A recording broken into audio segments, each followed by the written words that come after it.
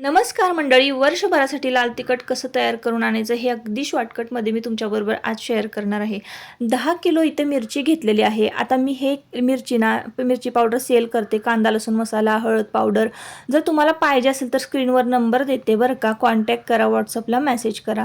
तर इथे मी 10 किलो मिरचीना निवडून घेतलेले आहे, देठं काढून आणि उन्हामध्ये वाळवून घेतलेले आहे. खडे मसालेसुद्धा मी उन्हामध्ये छान एका दिवस वाळवून घेतलेले आहे. डिस्क्रिप्शनमध्ये मी कुठले कुठले खडे मसाले वापरले आहे हे दिलेलं आहे. आता धने छान भाजून घेतलेले आहेत. त्यानंतर आपल्याला हळकुंड भाजून घ्यायचं आहे. हळकुंड यासाठी चटणीमध्ये घालायचं की कधी हळद असली नसली आपल्या भाज्यांना तरीही चालून जातं. फक्त हा कांदा लसूण मसाला किंवा लाल तिखट पावडर वापरली तरीही आपली भाजी टेस्टी होते बरं का.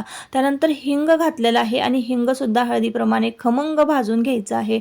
या हिंगानं ना आपलं लाल तिखट एकदम छान खमंग आणि सुगंधित होतं बरं का.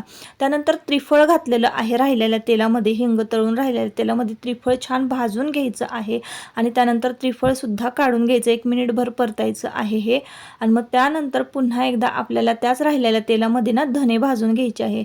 जास्त ना चपचप तेल वापरायचं नाही, म्हणजे खूप जास्त प्रमाणामध्ये कमी तेलात करायचं आहे हे सगळं. मग हे असं थंड झाल्यानंतर पिशवीत बांधायचं आणि मिरच्या आणि ते मसाला सगळा एका डंकावरनं छान कुटून आणायचं आहे. आता हे लाल तिखट ना मी कुटून आणलेलं आहे, ते छान हलवून मिक्स केलं, एकत्र एकजीव केलं आणि आता मी ना हे डब्यामध्ये भरून ठेवणार आहे.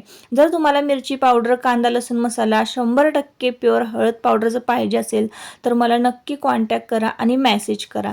तर हे लाल तिखट ना मी सेल करते म्हणून मला जास्त प्रमाणात लागलं. तर 14-15 किलो झालं असेल हे.